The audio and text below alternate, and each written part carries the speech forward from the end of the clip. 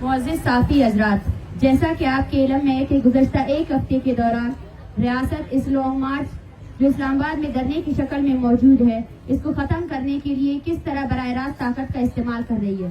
بلوچ خواتین اور بچوں پر تشدد کر کے انہیں اسلام آباد سے بے دخل کرنے کی کوشش ہو، یا سینکڑوں بلوچ طلباء، طالب علم اور نوجوان جو اسلام آباد میں لانگ مارچ کے شرکاء کو ویلکم کرنے کے لیے جمع ہوئے تھے، ان پر شدید تشدد اور ان کی غیر قانونی گرفتاری اور جیل سے جبری گمشدگی، یہ تمام واقعات بلوچستان کے کسی گاؤں یا دیہات میں نہیں بلکہ پاکستان کے دارالحکومت اسلام آباد میں ہوئے ہیں اور دنیا اور کیمرے کے سامنے ہوئے،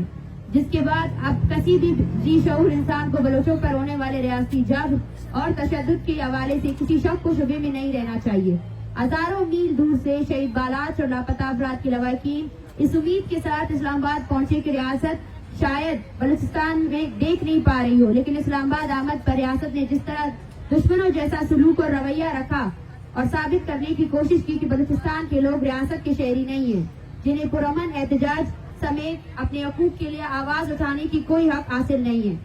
اس لیے ان کے ساتھ ریاست کچھ بھی کر سکتا ہے۔ خواتین اور بچوں پر تشدد، لاپتہ افراد کے لواحقین کو جیل میں ڈالنے سے لے کر جس طرح رات گئے سوئی ہوئی خواتین پر حملہ کرتے ہوئے انہیں ہراساں کرنے اور ساؤنڈ سسٹم کو چوری کرنے تک یہ ثابت کرتے ہیں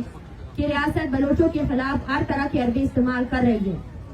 معزز صافی حضرات، جب تشدد، لاٹھی چارج، واٹر کینن، جیل، تذلیل اور دیگر ذرائع لانگ مارچ شرکاء کی جدوجہد کو سبوتاژ کرنے میں ناکامیاب ہوئے تو انہوں نے صافی نما ریاستی اہلکاروں سے لواحقین کو ٹارچر کرنا شروع کیا۔ بہت سے ایسے صحافیوں کو اس نیت سے بھیجا تاکہ لانگ مارچ کے شرکاء کے حوالے سے ایک جھوٹا بیانیہ قائم کیا جائے، اور اس مقصد کے لیے جبری گمشدگی کے شکار افراد کے لواحقین اور دیگر سیاسی کارکنان پر ریاستی بیانیے کو پروموٹ کرنے کے لیے دباؤ ڈالا گیا تاکہ ریاستی دہشت گردی، قتل و غارت گری، جبری گمشدگی سے توجہ ہٹا کر ریاستی بیانیے کو سامنے لایا جائے جو ایک سوچے سمجھے منصوبے کے تحت نفسیاتی ہراسگی کے زمرے میں آتا ہے۔ بلوچستان میں اس وقت ایک ہی حقیقت پایا جاتا ہے اور وہ حقیقت بلوچستان میں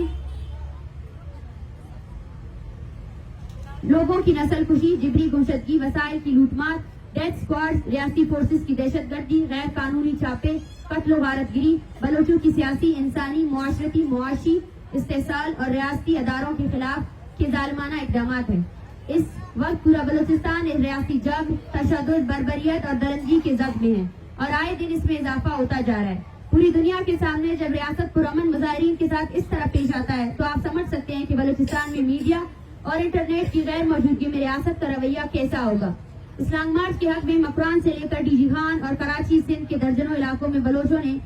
ہزاروں کی تعداد میں روڈوں پر نکل کر ریاست پر واضح کر دیا ہے کہ بلوچ قوم مزید ریاستی دہشت گردی قبول نہیں کرے گی اور اس جبر کے خلاف مزاحمتی عمل میں برسر پیکار لاپتہ افراد کے لواحقین، ریاستی جبر کے شکار لوگ اور سیاسی جہدکار یکجا ہیں۔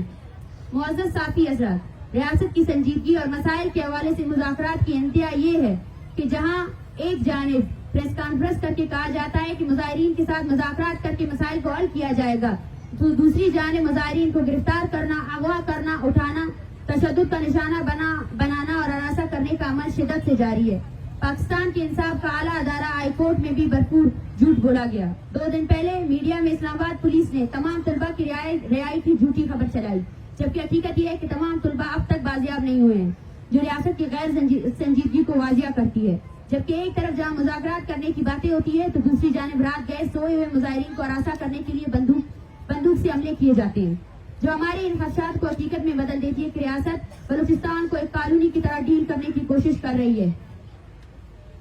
ریاست کو 3 دن کی الٹیمیٹم لاپتہ طلباء کو رہا کرنے کے لیے دیا گیا تھا، جو اب تک پورا نہیں ہوا ہے اور اب تک تمام طلباء رہا نہیں کیے گئے ہیں، جبکہ دوسری جانب مسلسل جھوٹ بولا جا رہا ہے۔ معزز صافی حضرات، تربت سے میلوں دور لاپتہ افراد کے لواحقین، ریاستی جبر کے شکار عوام اور سیاسی کارکنان اسلام آباد اس لیے آئے ہیں کہ انہیں انصاف مل سکے، لیکن ریاست نے جو رویہ دکھایا وہ کسی بھی طرح ایک ریاست کا اپنے شہریوں کے ساتھ پیش آنے والا رویہ نہیں، بلکہ آقا کا اپنے غلاموں کے ساتھ پیش آنے والا رویہ تھا۔ تحریک کے مطالبات پہلے دن سے واضح ہے اور انہی پر تحریک قائم ہے۔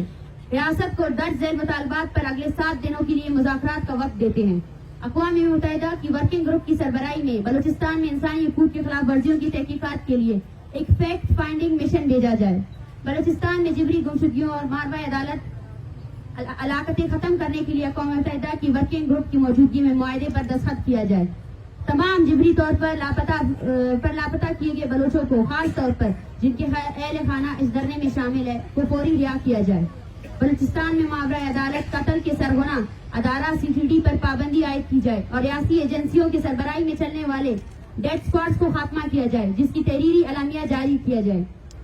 جبری طور پر لاپتہ افراد کو جعلی مقابلوں میں قتل کرنے کا اعتراف کیا جائے، جس کے لیے وزارت داخلہ کی جانب سے اعترافی خط جاری کیا جائے اور پریس کانفرنس بھی ہونی چاہیے جس میں تمام متاثرین کے نام شامل ہو اور اس کے ساتھ ہی پرامن مظاہرین کے خلاف تمام جعلی FIR واپس لیے جائیں.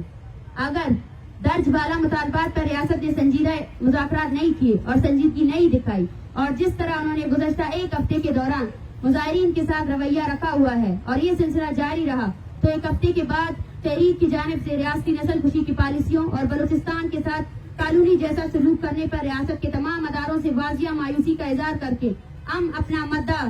بلوچ عوام کے سامنے رکھیں گے اور پھر فیصلہ عوامی قوت کرے گی. اس ایک ہفتے میں ریاست کو بلوچوں پر واضح کرنا ہوگا کہ وہ بلوچوں کی نسل کشی کے حوالے سے کتنا سنجیدہ ہے، تو انہیں عملاً ثابت کرنا ہوگا اور بلوچستان میں جبری گمشدگیوں، ماروی عدالت قتل سمیت تمام قسم کی انسانی حقوق کی پامالیوں اور غیر قانونی اقدامات فوراً بند ہونے چاہیے. اگر ریاست اپنے کالونیل مائنڈ سیٹ کو تبدیل کرنے کے لیے تیار نہیں ہے تو پھر فیصلہ بلوچ عوام کے کورٹ میں ہوگا. شکریہ.